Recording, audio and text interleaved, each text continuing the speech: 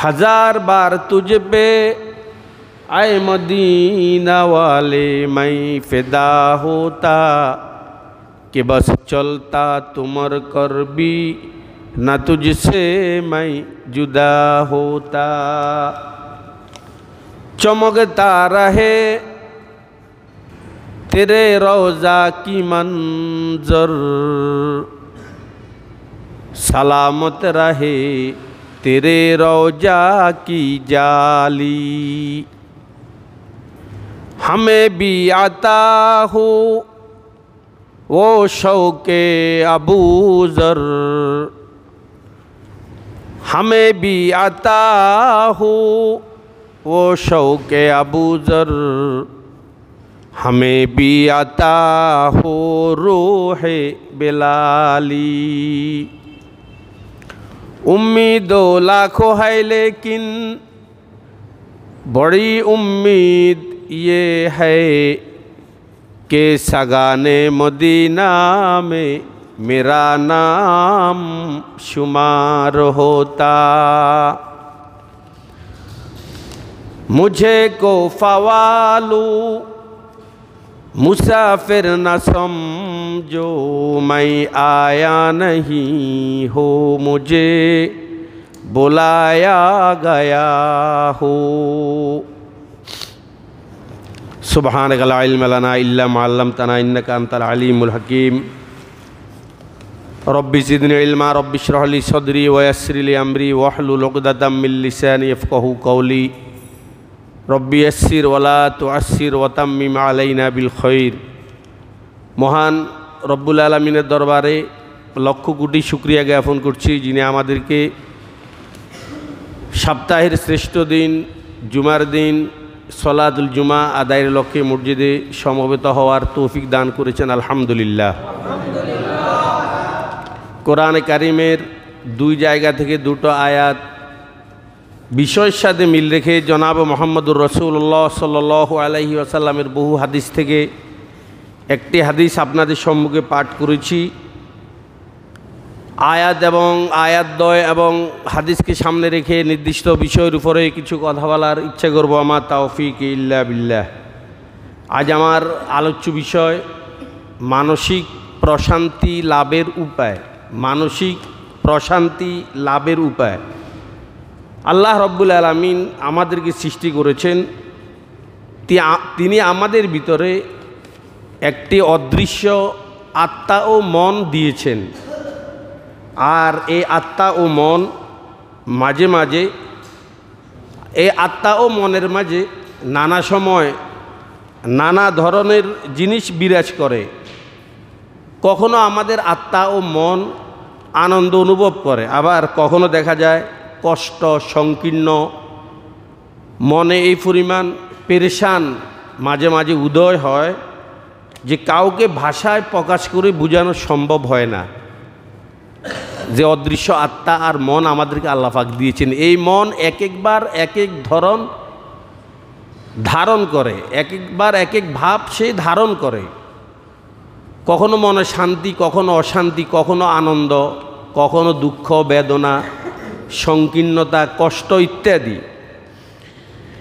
যাই হোক, বিশিষ্ট দার্শনিক আল্লামা ইবনুল কাইয়িম আল জাওজি রহিমাহুল্লাহ তিনি মানুষের মন আত্মা ও বক্ষ প্রশস্ত প্রফুল্ল থাকার জন্য কিছু কারণ বর্ণনা করেছেন। অর্থাৎ যেই কারণগুলো যদি আমরা মেনে চলতে পারি তাহলে আমাদের আত্মা এবং বক্ষ মন হৃদয় সবসময় প্রফুল্ল এবং প্রশান্ত থাকবে। আমাদের অন্তরে কোনো ধরনের অশান্তি থাকবে না, পেরেশানি থাকবে না। বিষয়টা আমরা একটু মনোযোগ দিয়ে শুনলে আশা করি আমরা উপকৃত হব। আজকে টাকা পয়সা মানুষদেরকে শান্তি দেয় না, এসি এয়ার কুলার মানুষকে শান্তি দেয় না, নারী গাড়ি বাড়ি মানুষকে শান্তি দেয় না। যার প্রমাণ বহুবার আমরা পেয়েছি। টাকা পয়সাও কখনো যে মানুষকে শান্তি দেয় না, ধন সম্পদ সন্তানাদিও মানুষকে শান্তি দেয় না। তো মানুষ শান্তি কিভাবে পাবে? কিভাবে তার অন্তর ফেরেশান মুক্ত থাকবে, কিভাবে তার ভিতরে আনন্দ এবং প্রফুল্ল থাকবে, তার মন কিভাবে খুশি থাকবে, এ বিষয়ে তিনি কয়েকটি কথা আলোকপাত করেছেন। নাম্বার 1, আল্লাহর স্মরণ মানুষকে প্রশান্তি এবং স্থিরতা দান করে। আল্লাহর স্মরণ, আল্লাহর জিকির, আপনি যত বেশি আল্লাহকে স্মরণ করবেন, আল্লাহর জিকির করবেন, আল্লাহর নাম জপবেন, তত বেশি আপনার ভিতরে স্থিরতা আসবে, আপনি ফেরেশানি মুক্ত থাকবেন, আপনার ভিতরে আনন্দ থাকবে, প্রফুল্ল থাকবে। আলা বিজিক্রিল্লাহি তাতমাইন্নুল কুলুব, তেলাওয়াতকৃত আয়াত আল্লাহ পাক বলেছেন জিকিরের মাধ্যমে একমাত্র মানুষের অন্তর প্রশান্তি থাকে, মানুষ প্রফুল্লতা অনুভব করে একমাত্র জিকিরের মাধ্যমে। কামা আন্না সামাকাতা তাতমাইন্নু ফিল মা, মাছ যেমনিভাবে পুকুরে, নদীতে, খালে শান্ত থাকে,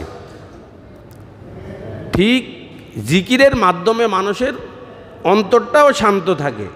এই জন্য আল্লাহর নাম আমরা জপব, স্মরণ করব বেশি বেশি।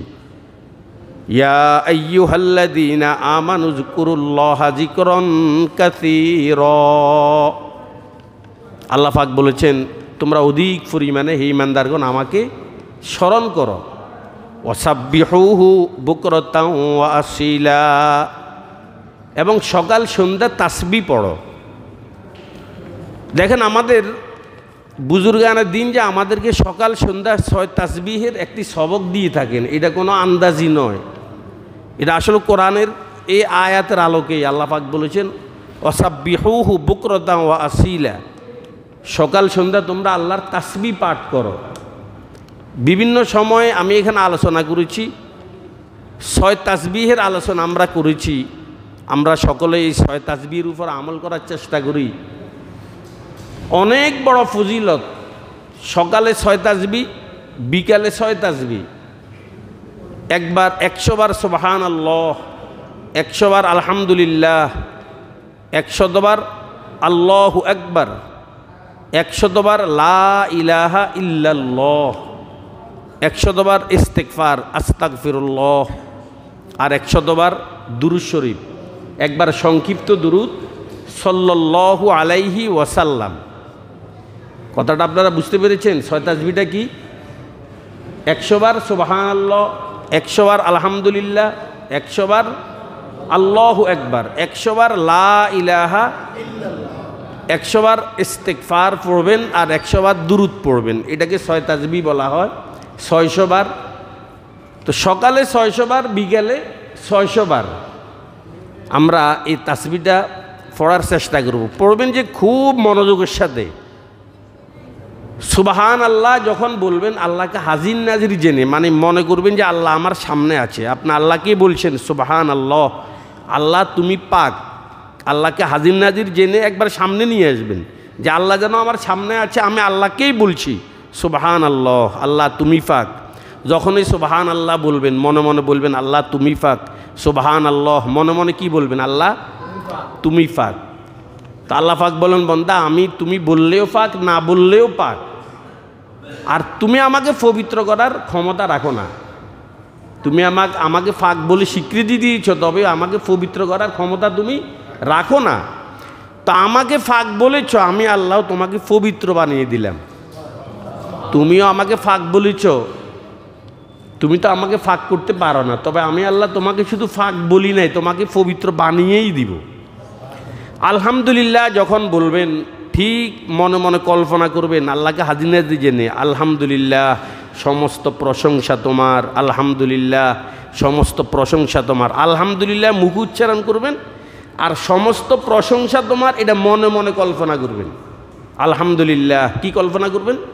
সমস্ত প্রশংসা তোমার, আলহামদুলিল্লাহ। বলেন কি কল্পনা করবেন? সমস্ত প্রশংসা। তা আল্লাহ পাক বলেন সকল প্রশংসা আমার। এটা তুমি বললেও সকল প্রশংসা আমার, না বললেও সকল প্রশংসা আমার। তুমি যেহেতু আমার প্রশংসা করছো, আমি আল্লাহ তোমাকে প্রশংসিত বানিয়ে দিলাম, সারা দুনিয়ার মানুষ তোমার প্রশংসা করবে। আল্লাহু আকবার, আল্লাহু আকবার যখন বলবেন, তুমি বড়, তুমি বড়, আল্লাহু আকবার মুখ দিয়ে উচ্চারণ করবেন, আর তুমি বড় এটা মনে মনে জপবেন। কথা বুঝতেছেন?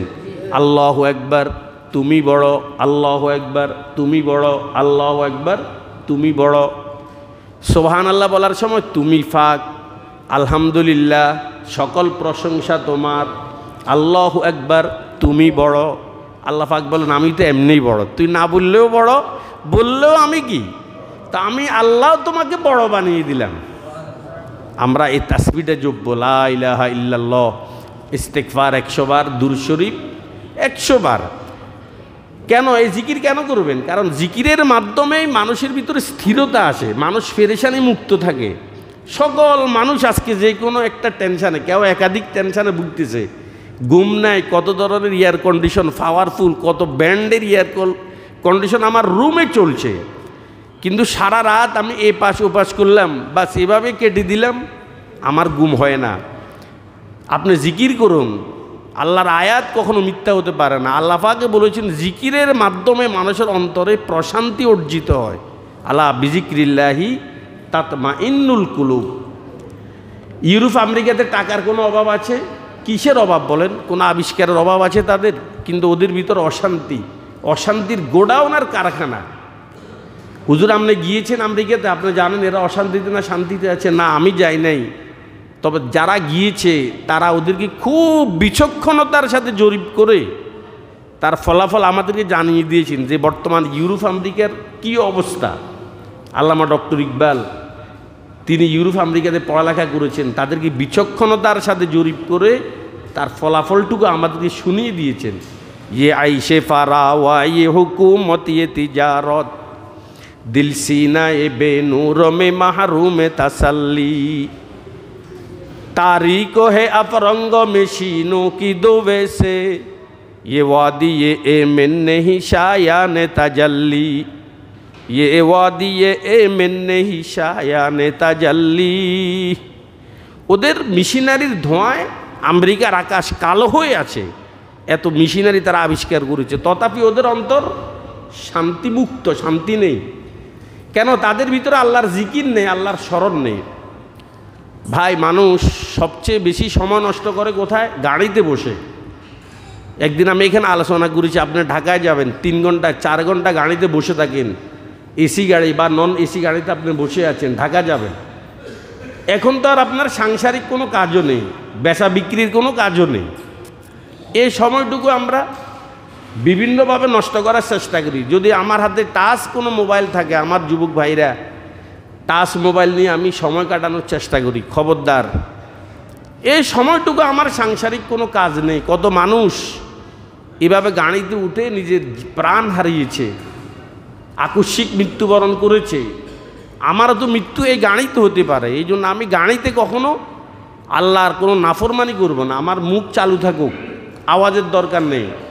আমি যে কোনো একটা দুরূদ পারি পড়বো, যে কোনো একটা তাসবিহ পারি পড়বো, যে কোনো একটা জিকির, একটা কালিমা, একটা দোয়া আমি পড়তে থাকি।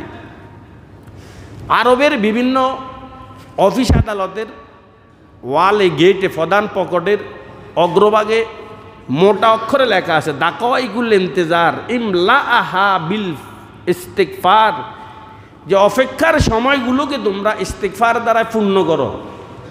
কারেন্টের বিল আপনি প্রদান করতে গিয়েছেন, বিদ্যুৎ বিল প্রদান করতে গিয়েছেন, পানির বিল, গ্যাস বিল প্রদান করতে গিয়েছেন, ওখানে আপনাকে সিরিয়ালে দাঁড়িয়ে থাকতে হয়। এই মুহূর্তে আমার কাজটা কি হবে বলেন? আমার যদি মুখ দিয়ে ইস্তেগফার চলে, মুখ দিয়ে একটা দুরূদ বের হয়, আমার কত টাকা লস হবে বলেন? কাজে কাজ হবে, আমার সময়টাও কি কাজে লাগবে।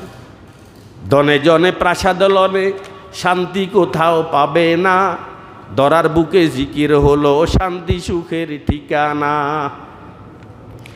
কি যে সুখ জড়িয়ে আছে প্রভু তোমার নামে, কাটার বিছানাতেও ঘুম এসে যায় শান্তি ও আরামে।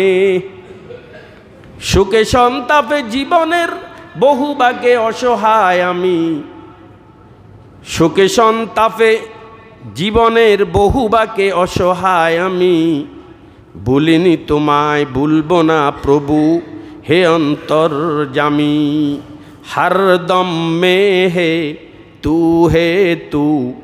अल्लाह अल्लाह अल्लाहू, हर दम में है तू अल्लाह अल्लाह अल्लाहू मने मने बोल रे मोमिन ला इलाहा इल्लल्लाह ला इलाहा इल्लल्लाह ला इलाहा इल्लल्लाह ला इलाहा इल्लल्लाह ला इलाहा इल्लल्लाह ला इलाहा इल्लल्लाह।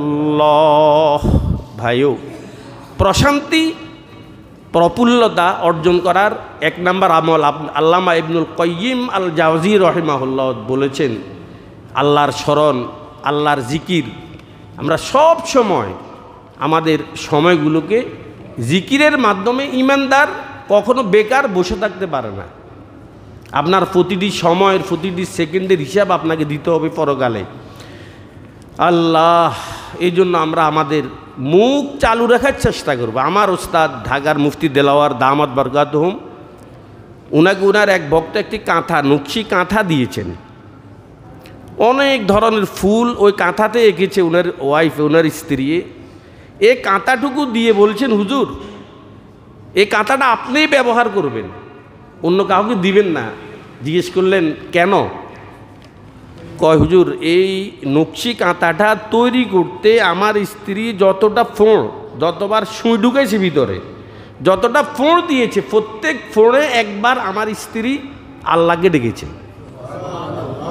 একটা কাঁথা নকশি কাঁথা তৈরি হতে কতবার ফোঁড় দিয়েছে বলেন? কত হাজার বার। হাকিম আক্তার সাহেব দামাত বরকাতুহুম রহমতুল্লাহ আলাই সস্ত্রীক উনাকে উনার এক মুরিদ দাওয়াত দিয়েছেন। দাওয়াত দেওয়ার পরে অনেকগুলো খাবার পরিবেশন করেছেন উনার সামনে, উনাদের সামনে। বলছেন, হুজুর এই সবগুলো খাবার আপনাদেরকে খেতে হবে। হুজুর বললেন, না এতগুলো তো খাওয়া সম্ভব নয়, হুজুর খেতে হবে। কেন বাধ্য করছো তুমি? এই খাবারগুলো রান্না করতে গিয়ে আমার স্ত্রী 11 বার সূরা ইয়াসিন খতম করেছে। কয়বার কন? আমার স্ত্রী এই খাবারগুলো রান্না করতে গিয়ে 11 বার সূরা ইয়াসিন খতম করেছেন। বলেন, সমাজে একজন নারী এমন দেখান যে স্বামীর জন্য খাবার পাক করছে, রান্না করছে, মনে মনে জিকির করতেছে, হাতে তসবিহ আর কোরআন তেলাওয়াত করতেছে, এরকম হাজারের ভিতরে এটা দৃষ্টান্ত একেবারেই বিরল। এই জন্য তো এ ধরনের খাবার খেয়ে স্বামীদের ভিতরে নূর আসে না, স্বামী স্ত্রীর অবাধ্য হয়, সন্তানের ভিতরে নূর আসে না, সন্তান মাতা পিতার অবাধ্য হয়ে যায়। এই ওয়াজগুলো কেন শুনেন? বাড়িতে গিয়ে বলেন না কেন যে খাবার কীভাবে রান্না করতে হয়? আজ স্বামীকে আয়ত্ত করার জন্য খোনারের পিছনে দৌড়ে, যে আমার স্বামীর ভালোবাসা আমার প্রতি নেই। ভালোবাসা আসবে, আপনাকে খোনারের পিছনে দৌড়তে হবে না, স্বামীকে দেখলে সালাম দিবেন। স্বামীকেও বলছি তুমি ঘরে ঢুকেই সালাম দিবে, দেখবে দোনোজনের মাঝে কিভাবে ভালোবাসা সৃষ্টি হয়। এটা 2 সপ্তাহ লাগবে না, 1 সপ্তাহ আমল করেন। আপনিও সালাম দিবেন, ও আপনাকে সালাম দিবে। আপনি ওর চেহারা দেখে হাসবেন, ও আপনার চেহারা দেখে হাসবে। কী কোন স্ত্রীর চেহারার দিকে তাকিয়ে হাসলে গুনাহ হবে নাকি আরও ন্যাক? কথা বলেন, এটা ন্যাক হবে। এই কোনো খোনার পিছনে যাওয়া লাগবে না ভালোবাসার জন্য। আর স্ত্রীকে বলবেন, তুমি যখন খাবার রান্না করবে তুমি ডিলাগুলো করতে হবে, বিসমিল্লাহ পড়ে ঢাকনা উল্টাবে, ঢাকনা দিবে, তরকারিগুলো কাটবে, মাছগুলো কাটবে। এভাবে বলেন, দেখবেন দুনিয়াটা আল্লাহ পাক আপনার জন্য স্বর্গ বানিয়ে দিবে, স্বর্গ। খোনারের পিছনে আপনাকে দৌড়তে হবে না আর। আল্লাহ। দ্বিতীয় নাম্বার, মন থেকে পেরেশানি দূর করার জন্য দ্বীনি এলেম। ভাই, দ্বীনি এলেম আমার বক্ষকে প্রফুল্ল দান করে, দ্বীনি এলেম। আর ভ্রষ্টতা, মূর্খতা, এটা মানুষের অন্তরকে সংকীর্ণ বানিয়ে দেয়, মূর্খতা। আমরা এখানে যারা আছি, দ্বীনি এলেম যে শিক্ষা করা ফরজ, কতটুকু শিক্ষা করা ফরজ, তার শুরু কোনখান থেকে আমরা অনেকেই জানি না। যে হাদিসে আছে, কোরআনে আছে দ্বীনি এলেম শিক্ষা করা ফরজ, এখন এটা শুরু কোনখান থেকে, শেষ কোথায় গিয়ে হবে, এটা আমরা অনেকেই জানি না। অনেক প্রয়োজনীয় এলেম আমি আর আপনি জানি না। কোন কারণে সেজদা সাহু ওয়াজিব হয় এটা আমি জানি না। কোন কারণে আমার নামাজ বাতিল হয় এটা আমি জানি না। কোন কারণে আমাকে নামাজ আবার পুনরায় পড়তে হবে, কোন কারণে ঈদের নামাজ নষ্ট হয়, জানাজার নামাজে ফরজ কয়টি, এটা আমরা অধিকাংশ মানুষই জানি না। দিন ইলম শিক্ষা করা ফরজ, এই ফরজ তরকের গুণাই তো আমাকে সর্বপ্রথম ভোগ করতে হবে। আজকে দিন ইলম নেই, এই জন্য আমাদের ভিতরে সংকীর্ণতা, মূর্খতার কারণে সংকীর্ণতা আসে, পেরেশানি আসে। আর আপনার ভিতরে যদি কোরআন হাদিসের জ্ঞান থাকে, ধর্মীয় জ্ঞান থাকে, দেখবেন আপনার ভিতরে কোনো ধরনের সংকীর্ণতা, গোমরামি ইত্যাদি এগুলো থাকবে না। আপনার মন সবসময় ভরপুর থাকবে, আনন্দিত থাকবে, পেরেশান মুক্ত থাকবে। আল্লাহ। তৃতীয় নাম্বার, ফেয়ারা হাজিরিন, অন্তরে প্রশান্তি লাভ করার জন্য তৃতীয় নাম্বার মাধ্যম হচ্ছে আল্লাহর ব্যাপারে ভালো ধারণা করা। আল্লাহর ব্যাপারে ভালো ধারণা করা, এটা সব চিন্তা এবং পেরেশানি দূর করতে সক্ষম। আল্লাহর ব্যাপারে আপনাকে ভালো ধারণা করতে হবে। বন্দার ধারণা আল্লাহর প্রতি যত বেশি পাকাপোক্ত হবে, তত বেশি বন্দা পেরেশান মুক্ত থাকবে। এখন আল্লাহর প্রতি আমার আর আপনার ধারণা কেমন? আমি ধান সিদ্ধ করার পরে রোদ্রে ধান দিয়েছি আমি, এখন যদি বৃষ্টি এসে যায়, এখন আল্লাহর প্রতি আমাদের ধারণা নষ্ট হয়ে যায় যে আল্লাহ আমার উপরে জুলুম করেছে। আল্লাহ দেখে নাই আমি যে এভাবে ধান রোদ দিয়েছি। এরপর আপনার ছেলে মৃত্যুবরণ করেছে, একটা মাত্র ছেলে। আল্লাহর প্রতি আপনার ধারণা কীভাবে কী রূপ হয় এটা আপনি ভালোভাবে জানেন। একটা মুসিবতে পড়েছেন, আপনার আল্লাহর প্রতি আপনার ভিতরে কী ধরনের ধারণা আছে আপনি জানেন। আল্লাহ, বন্দার ধারণা আল্লাহর প্রতি যত বেশি পাকাপোক্ত হবে, আল্লাহর প্রতি ধারণা কি ভালো দেখতে হবে না খারাপ দেখতে হবে? কথা বলেন। আল্লাহ কোনো মানুষের উপরে কি করেন না? কথা বলেন। আল্লাহ কোনো মানুষের প্রতি জুলুম করেন না। যাই করেন এটা মানুষের কল্যাণের জন্যই করেন, যাই করেন এটা মানুষের ভালোর জন্যই করেন। কারণ মানুষের সে অন্তর্চক্ষু নেই, এই জন্য মানুষ আল্লাহর প্রতি খারাপ ধারণা করে। আল্লাহর প্রতি ভালো ধারণা রাখবেন। হাদিসে কুদসি জনাব রাসূলুল্লাহ সাল্লাল্লাহু আলাইহি সাল্লাম বলেছেন, আল্লাহ পাক বলেন, আনা ইন্দা জন্নি আবদি বি, আমার বন্দা আমার ব্যাপারে যেরূপ ধারণা করে আমি তার সাথে ওই রকম আচরণ করি। আপনি যেরকম ধারণা করবেন আল্লাহর আচরণটা হবে কি ওই ধরনের। আপনি যদি বলেন আল্লাহ কি আমার এই মক্কা শরীফে নিমুনি, আর মনে আল্লাহ নিত না, আল্লাহকে ঠিক আছে তো তুই কইছ তাই তোরা নিতেন না, কেন তোর নিতেন না, যা তোরা আমি আর জীবনে কি। আর যদি কোন না রে টাকা নাই রে, আল্লাহ মনে নিব রে আমার একদিন, এরে আল্লাহ মনে আমার একদিন কি, আল্লাহকে ধারণা তুই ভালোই করছিস, যা আমি ওয়াদা করছি আমি আল্লাহ তোরা একবার এলেও কী করব নিয়ে ছাড়বো। আপনি যদি আপনি যে রকম ধারণা করবেন আল্লাহর আচরণটা হবে কি না, ওইটাকে ওই রকমই আল্লাহর আচরণ হবে। ওয়ানা জাকারা ওয়ানা মাহু ইজা জাকারানি, বন্দা যতক্ষণ পর্যন্ত আমাকে স্মরণ করে আমি ততক্ষণ পর্যন্ত বন্দার সাথেই থাকি। দেখেন জিকির এটা আল্লাহ পাকের কত বড় একটা শক্তি। আপনি যতক্ষণ পর্যন্ত জিকির করবেন আপনার সাথে কে আছে? এটা হাদিসে কুদসি বলেন, আপনি যতক্ষণ আল্লাহরে স্মরণ করবেন আল্লাহ কার সাথে থাকবে? আপনার সাথে থাকবে। ওয়ানা মাহুই যা জাকারানি, যতক্ষণ পর্যন্ত বন্দা আমাকে জিকির করে ততক্ষণ পর্যন্ত আমি বন্দার সাথেই আছি। এই জন্য আল্লাহর ব্যাপারে আমরা সকলে কি করব? ভালো ধারণা করব। আল্লাহ সর্বদা আল্লাহর বিধান মতে চলবে এবং সৎকর্ম করব। চতুর্থ নাম্বার, অন্তরে প্রশান্তি লাভ করার চতুর্থ নাম্বার মাধ্যম। কারণ কি করব ভাই? আল্লাহর বিধানগুলো মেনে চলবে এবং সৎকর্ম করব। আল্লাহর কর্তৃক বন্দার উপরে যত বিধান রয়েছে এই বিধান মতে চলব, ভালো কাজ করব, দেখবেন আমার অন্তরে প্রশান্তি অর্জন হবে। আল্লাহ পাক কোরআনে বলেছেন, মান আমিলা সালিহাম মিন যাকারিন আও উনসা ওয়া হুয়া মুমিনুন ফালানুহইয়ান্নাহু হায়াতাম তাইয়্যিবা ওয়া লানাজজিয়ান্নাহুম আজরাহুম বিআহসানি মা কানু ইয়ামালুন। এই আয়াতে আল্লাহ পাক বলেন, যে ব্যক্তি সৎকর্ম সম্পাদন করে সেই পুরুষ হোক কিংবা নারী, ফালানুহইয়ান্নাহু হায়াতান তাইয়্যিবা, আল্লাহ পাক বলেন আমি অবশ্যই তাকে পবিত্র জীবন দান করব, তাকে টেনশন মুক্ত জীবন দান করব। যদি আপনি আমলে সলে করেন, যে কোনো আমল সলে হওয়ার জন্য এক নাম্বার আপনাকে নিয়ত পরিশুদ্ধ করতে হবে, তারপরে এখলাস আপনার থাকতে হবে, আর ওই কাজটা সুন্নত অনুযায়ী হইতে হবে। যদি এই 3 শর্ত পাওয়া যায়, এই আমলটা হবে আমলে চলে, আল্লাহর বিধান মতো যদি চলেন আর সৎকর্ম যদি সম্পাদন করেন, আল্লাহ পাক আপনাকে টেনশন মুক্ত জীবন দান করবে। ফালা নুহজিয়ান্নাহু হায়াতান তাইয়্যিবা।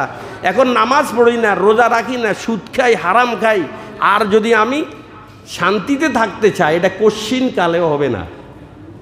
নাফরমানি করেন, নামাজ পড়েন না, রোজা রাখেন না, চুরি করেন, ডাকাতি করেন, আর যদি শান্তি কামনা করেন, বিষয়টা এমন হবে যে আম গাছ, মান্দার গাছ রোপণ করে আম খাওয়ার আশা করেন, বিষয়টা এমনই হবে। আপনি আল্লাহর বিধান মতো চলেন, সৎকর্ম করেন, ঘুমের জন্য আপনাকে কোনো ধরনের ট্যাবলেট সেবন করতে হবে না, আপনি টেনশন মুক্ত জীবন কাটাইতে পারবেন। আল্লাহ, টাকা কোনো মানুষের সুখ আসে না ভাই, স্বাস্থ্যকরেও মানুষের সুখ আসে না। এটা আমি এখানে 100 বার আলোচনা করেছি। সৎকর্ম ইনশাল্লাহ আমরা সম্পাদন করার চেষ্টা করব। নাম্বার 5, মানুষের কল্যাণে কাজ করা। আপনার সামর্থ্য অনুযায়ী মানুষকে অর্থ দিয়ে আপনি সহযোগিতা করবেন। মানুষের কল্যাণে যদি আপনি কাজ করেন, আপনার ভিতরে শান্তি এসে যাবে, আপনি প্রফুল্ল থাকবেন, আনন্দিত থাকবেন, পেরেশান মুক্ত থাকবেন। কুনতুম খায়রা উম্মাতিন উখরিজাত লিন-নাস তা'মুরুনা বিল মা'রুফি ওয়া তানহাউনা আনিল মুনকার। এই আয়াত আল্লাহ পাক বলেছেন, আল্লাহ কুনতুম খায়রা উম্মাতিন উখরিজাত লিন-নাস, তোমরা শ্রেষ্ঠ জাতি। উখরিজাত লিন-নাস, তোমাদেরকে মানুষের কল্যাণের জন্য আমি সৃষ্টি করেছি। মানুষের কল্যাণ কামনা করতে হবে। আমার সামর্থ্য অনুযায়ী আমি অন্যকে আর্থিক সহযোগিতা প্রদান করতে হবে। ভাইও, আমার দ্বারা যদি মানুষের উপকার না হয়, তাহলে আমি মলের চেয়েও নিকৃষ্ট। এই দেখেন, মানুষের মল দিয়ে হাঁস তৈরি, হাঁস দেখেন না, গরুর মল দিয়ে হাঁস তৈরি হয়। হাঁস দেখেন না, কি হাঁস? খাওয়ার হাঁস। ওই যে গোবর দিয়ে মানুষ হাঁস তৈরি করে না, বিভিন্ন খেতে ছিটায় না, হ্যাঁ, জৈব সার যেটাকে বলা হয়। মল দিয়ে দেখেন, মানুষের মল দিয়ে অন্যের উপকার হয়, গোবর দিয়ে অন্যের উপকার হয়, আপনার পায়খানা দিয়ে অন্যের উপকার হয়। আর আমার দেহটা যদি এমন হয় যে আমার দ্বারা মানুষের ক্ষতি হয়, তাহলে আমি পায়খানার চেয়েও খারাপ। আমি পায়খানার চেয়েও কি, আমার জীবনটাকে অন্যের জন্য উজাড় করে দিতে হবে আমার সামর্থ্য অনুযায়ী। আমি কি টাকা নিয়ে কবরে যাব? খবরদার, টাকা নিয়ে আমি কবরে যাব না। আমার সামর্থ্য অনুযায়ী কোনো অভাবীর অভাব আমি কি করার চেষ্টা করব, দূর করার চেষ্টা করব। দেখবেন আল্লাহ রব্বুল আলামিন কুদরতিভাবে আপনার অন্তর ভিতরে একটি প্রশান্তি দিবে, একটা আনন্দ দিবে। এটা গড গিফট, আল্লাহ প্রদত্ত, এটা ঐশ্বরিক একটা দান। দর্দে দিল কে লিয়ে ফায়দা কিয়া ইনসান কো, দর্দে দিল কে লিয়ে ফায়দা কিয়া ইনসান কো, वरना तौअत के लिए काफ़ी था कुर्रा कर्रूबिया। मीतवा कुतबे जमा शुद मीतवानी गौ से वाक, हरचे खाही मीतवानी शुद बजुद इंसा शुदन। चिस्ते इंसानी तफीदन दरगो में हम साएगा, अस्समू में नजदे दरबा गे एदन बेरिया शुदन, अस्समू में नजदे दरबा गे एदन बेरिया शुदन। গাউস হতে পারো, কুতুব হতে পারো, একজন হাই লেভেলের মানুষ হতে পারো, তবে প্রকৃত ইনসান তুমি হতে পারবে না। তখনই তুমি প্রকৃত ইনসান হবে যখন অন্যের দুঃখে তুমি দুঃখী হবে, অন্য মুসিবতে আক্রান্ত হয়েছে, তোমার মুখ দিয়ে অগত্যা আহ শব্দটি বেরিয়ে এসেছে, বুঝতে হবে তুমি প্রকৃত মানুষ, তোমার ভিতরে মনুষ্যত্ব আছে, তোমার ভিতরে মানবতা আছে। যখন অন্যের বিপদে তোমার চোখে পানি চলে আসবে, বুঝতে হবে তুমি প্রকৃত কি মানুষ। আর না তুমি কুটিপতি, সমস্যা কি? অন্যকে বিপদে পড়তে দেখলে তুমি হাসো, দিব্যানন্দে হাসো। তুমি সুরতে মানুষ, আকৃতিতে মানুষ, প্রকৃতপক্ষে তুমি মানুষ হতে কি তুমি পারো নাই। এই জন্য নিজের জীবনটাকে, নিজের অস্তিত্বটাকে অন্যের জন্য বিলীন করে দিতে হবে। আমার দেহ যেন, আমার দেহের অস্তিত্ব যেন অন্যের জন্য উপকারের একটা কারণ হয়। আমি এমন জীবন গড়ব না যে জীবনের মাধ্যমে, যা আমাকে দেখলে মানুষ ভয় পায়, আমাকে দেখলে মানুষ পালিয়ে যায়, আমার সন্ত্রাসী কর্মকাণ্ডের কারণে মানুষ আমাকে দেখে পালিয়ে যায়, আমাকে সবসময় মানুষ আতঙ্কিত ভাবে। এমন জীবন আমি কখনো কি আমি করব না কখনো। এমন জীবন অন্তরে শান্তি থাকবে না, কিন্তু অন্তরে প্রফুল্লতা অর্জন করার জন্য, পেরেশানি মুক্ত হওয়ার জন্য আপনাকে কি করতে হবে? মানুষের কল্যাণে কাজ করতে হবে। নাম্বার 6, দ্বিধি বিষয়ে বীরত্ব, সাহসিকতা এবং শক্তি মানুষের অন্তরের ভিতরে প্রশান্তি যোগায়। দ্বিধি বিষয়, সাহসিকতা, তারপরে বীরত্বতা, শক্তি, যে কোনো দ্বিধি বিষয়। আল্লাহ নবীজিও বলেছেন যে তোমরা সাহস অর্জন করো, তোমরা শক্তি অর্জন করো, কারণ আল মুমিনুল কবিয়্যু খায়রুম মিনাল মুমিনিজ যঈফ। দুর্বল ইমানদারের চেয়েও শক্তিশালী ইমানদার আল্লাহর কাছে কি? খুবই প্রিয়। সাহসিকতা অর্জন করার জন্য নবী বলেছেন, দ্বিধি বিষয়ে শক্তি অর্জন করার জন্য নবীজি বলেছেন, বীরত্ব অর্জন করার জন্য নবীজি বলেছেন যে বীরের মতো চলবে তুমি মুসলমান, সবসময় সাহস নিয়ে চলবে, শক্তি অর্জন করবে। এমন খাবার তোমাকে খেতে হবে যেই খাবার খেলে মানুষের দেহের ভিতরে কি আসে। আমি এখানে বিভিন্ন সময় আলোচনা করেছি, সাহাবায়ে কেরাম সংখ্যায় ছিল কম, তথাপি তারা পুরো পৃথিবীতে রাজত্ব করেছেন। শক্তিশালী ছিল সাহাবায়ে কেরাম। 6টি খাবার তারা নিয়মিত খেতেন। কয়টি খাবার? 1 নাম্বার উটনির গোশত, ওটের গোশত, 2 নাম্বার উটনির দুধ, 3 নাম্বার ছাগির দুধ। ওটের গোশত, উটনির দুধ, ছাগির দুধ, 3 নাম্বার জবের রুটি, 4 নাম্বার জবের রুটি, 5ম খেজুর, 6ম মধু। এই 6টা খাবার সাহাবায়ে কেরাম নিয়মিত খেতেন। কি কি বলেছি? ওটের গোশত, উটনির দুধ, ছাগির দুধ। ছাগির দুধ এটা মোহাম্মদ আলী ক্লে, গোলাম আলী জাওহার এদের প্রিয় খাবার ছিল ছাগির দুধ। এটা খুবই শক্তিশালী, শক্তিবর্ধক একটি খাবার। ওটের গোশত, উটনির দুধ, ছাগির দুধ। নাম্বার 4 জবের রুটি, জবদান, এটা বাজারে পাওয়া যায়। নাম্বার 5 খেজুর। নাম্বার 6 মধু। এই 6টি খাবার সাহাবায়ে কেরাম নিয়মিত খেতেন। সাহসিকতা অর্জন করতে হবে, বীরত্ব অর্জন করতে হবে। দুর্বলভাবে কেন চলবেন? শক্তি এই জন্য অর্জন করব না যে যাতে করে একজন মানুষকে আমি মেরে ফেলতে পারি, আমার মুসলমানকে মেরে ফেললাম, হিন্দুদের বাড়ি জ্বালিয়ে দিলাম, এই জন্য শক্তি অর্জন করার জন্য বলে নাই। আর যখন জিহাদের ডাক আসবে তখন জাফিয়ে পড়তে হবে কাফিরদের বিরুদ্ধে, এই জন্য আপনি শক্তি অর্জন করতে হবে, সাহসিকতা নিয়ে চলতে হবে। क्या डर है अगर सारे खुदा होए मुखालिफ, काफ़ी है अगर एक खुदा मेरे लिए है। डरते नहीं दुनिया में मुसलमानों के शीशे, मिल जाती है जब दौलत ईमान व नबी से।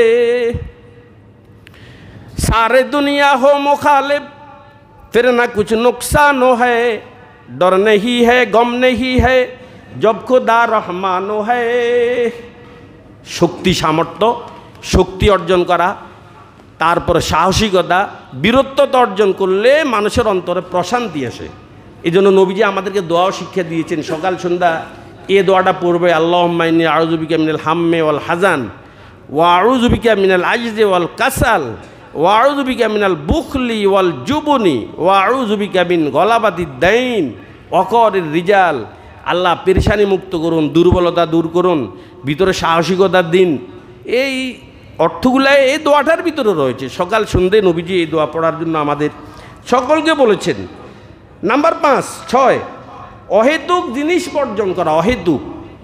অহেতুক জিনিস বলতে অহেতুক কাজ, কথা, আলোচনা, সমালোচনা, তারপরে অপ্রয়োজনীয় গুম, খাবার দাবার, এগুলো সব যদি বর্জন করতে পারি আমার অন্তরে প্রশান্তি আসবে। কি আসবে বলেন? কি কি অপ্রয়োজনীয় যত জিনিস আছে, কাজ বলেন, কথা বলেন, আলোচনা, সমালোচনা, তারপর অপ্রয়োজনীয় ঘুম। আমরা অপ্রয়োজনীয় ঘুমাই না? কথা বলেন। আরে ফজরের নামাজ পরে আজকে কে ঘুমান নাই? সেই হাত তোলেন তো যে হুজুর আমি ফজর নামাজের পর আজকে ঘুমাই নাই। আল্লাহর অনেক বান্দা তো ফজরে তো পড়ে নাই। এটা হলো অপ্রয়োজনীয় ঘুম।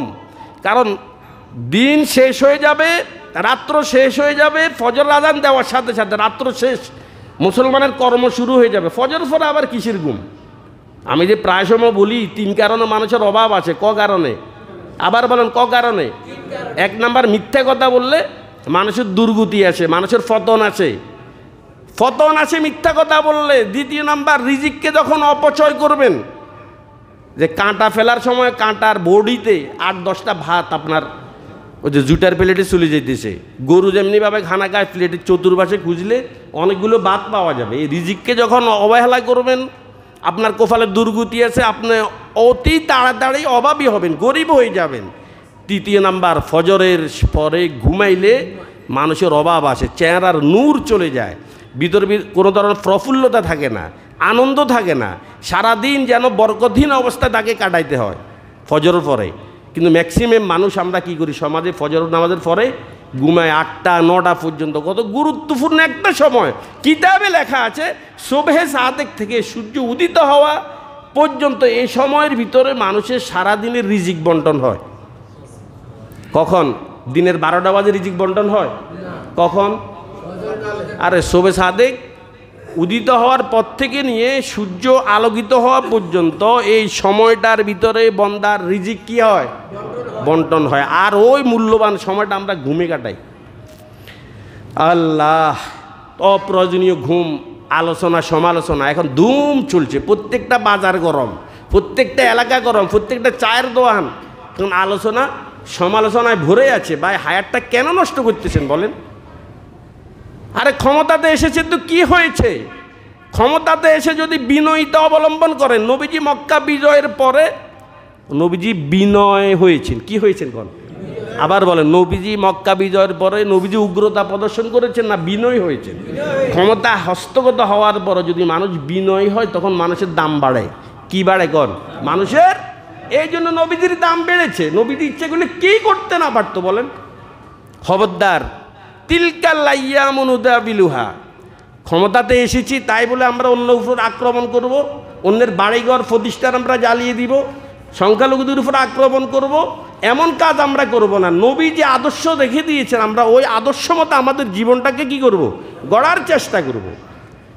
আল্লাহ, শেষ আমার আলোচনা, ভালো লোকদের সাহচর্য যদি অবলম্বন করতে পারেন, অন্তরে আপনার প্রশান্তি আসবে। ভালো মানুষের সংস্রবে যদি আপনি থাকতে পারেন, আপনার অন্তরে কি আসবে? প্রফুল্লতা আসবে, শান্তি আসবে। আল্লাহওয়ালা, দিনদার, ফরজগার, মুত্তাকি, ওদের সংস্রব যদি আপনি অবলম্বন করেন, ওদের কাছে যান, ওদের কথা শুনেন, ওদের জীবনটাকে, ওদের জীবন থেকে যদি আপনি উপকৃত হন, আপনার ভিতরে শান্তি চলে আসবে। মাসালুল জালিসি সুহ ও জালিসি সলেহ কাহামিলিল মিসকি অনাফিকিল কির। একজন ভালো মানুষের সংস্রবে যদি আপনি যান, ভালো মানুষের সংস্রবটাকে নবীজি হাদিসে উদাহরণ দিয়েছেন আতর বিক্রেতার মতো। যারা আতর বিক্রি করে, মনে করুন আমার কাছে আতরের অনেকগুলো বোতল আছে, আমি আতর বিক্রেতা। দেখেন না, আতর বিক্রেতার পাশ দিয়ে হাঁটলে একটু গ্রান বের হয় কিনা? কথা বলেন, একটু গ্রান বের হয়। ওর সাথে হাঁটলে আপনার লাভ আছে, হয় আপনাকে আপনি কিনতে পারবেন, না হয় আপনাকে এমনি একটু দিবে। কোনোটাই যদি না হয়, অন্তত তার গ্রানটা হইলেও কি আপনার গায়ে আসবে। এই জন্য ভালো মানুষের সাথে যদি চলেন, আপনি কোনো উপকার থেকে আপনি খালি হবেন না। আর খারাপ মানুষের উদাহরণ নবীজি দিয়েছেন, ওই যে কামারের দোকানে হাফর আছে না, হাফর, ওই যে টান মারে, টান মারিটার হাফর বলে। টান মারার সাথে সাথে আগুন বের হয়, তারপর দুলা বের হয়, দুলা। হ্যাঁ, এই কালো কালো দুলা, ছাই যেটাকে বলা হয়। আপনি যদি ওর দোকানে যান, দেখবেন অটোমেটিক আপনার গায়ে এই ছাইগুলো চলে আসবে, আপনার জামা কালো হয়ে যাবে। আল্লাহ, অষ্টম নাম্বার, নিয়মিত কোরআন তেলাওয়াত করবেন। ভাই, যে বক্ষে কোরআন আছে ওই বক্ষ কখনো অশান্তিতে থাকতে পারে না, ওই বক্ষ পেরেশানি মুক্ত থাকবেই থাকবে। ইন্নাল্লাযী লাইসা ফি জাওফিহি শাইউম মিনাল কোরআন কাল বাইদিল খরিব। যে অন্তরে কোরআন নেই সেটি হচ্ছে বিরান ঘরের মতো। আলোচনার সারাংশ, আল্লাহ রব্বুল আলামিন আমাদেরকে সৃষ্টি করেছেন, আমাদের ভিতরে একটি অদৃশ্য আত্মা ও মন দিয়েছে। আর এই মনের মাঝে নানা সময় নানা ধরনের জিনিস বিরাজ করে। কখনো মন আমাদের প্রফুল্ল থাকে, কখনো অশান্তি থাকে, কখনো পেরেশান থাকে। কি বলেন, আমাদের মনে পেরেশানি আসে কি আসে না? এই পেরেশানি দূর করার জন্য আল্লামা ইবনুল কাইয়িম আল জাওজি রহিমাহুল্লাহ 8টি আমল আমাদেরকে বলেছেন। এই 8টি আমল যদি আমরা করতে পারি, আমাদের অন্তরে কোনো ধরনের অশান্তি থাকতে পারে না। নাম্বার 1, সবসময় আমরা আল্লাহর স্মরণ এবং আল্লাহর জিকির করব। দ্বিতীয় নাম্বার, দ্বীন এলেম, জরুরি বিষয়গুলো আমরা শিক্ষা গ্রহণ করব। তৃতীয় নাম্বার, আল্লাহর ব্যাপারে ভালো ধারণা। চতুর্থ নাম্বার, সর্বদা আল্লাহর বিধান মতে চলবো এবং সৎকর্ম সম্পাদন করব। পঞ্চম নাম্বার, মানুষের কল্যাণে কাজ করব। ষষ্ঠ নাম্বার, বীরত্ব ও সাহসিকতা আমরা অর্জন করার চেষ্টা করব। নাম্বার 7, অহেতুক জিনিস আমরা বর্জন করব। নাম্বার 8, ভালো মানুষের সাহচর্য সংস্রব অবলম্বন করব। নাম্বার 9, নিয়মিত আমরা কোরআন কারীম তেলাওয়াত করব। এই 9টি আমল যদি আপনি করতে পারেন, আপনার অন্তর ফেরেশান মুক্ত থাকবে, আপনার অন্তর সবসময় প্রফুল্ল থাকবে। আল্লাহ রাব্বুল আলামিন আমাদের সকলকে এই 9টি গুণ অর্জন করে উভয় জাহানে ধন্য হওয়ার তৌফিক দান করুন।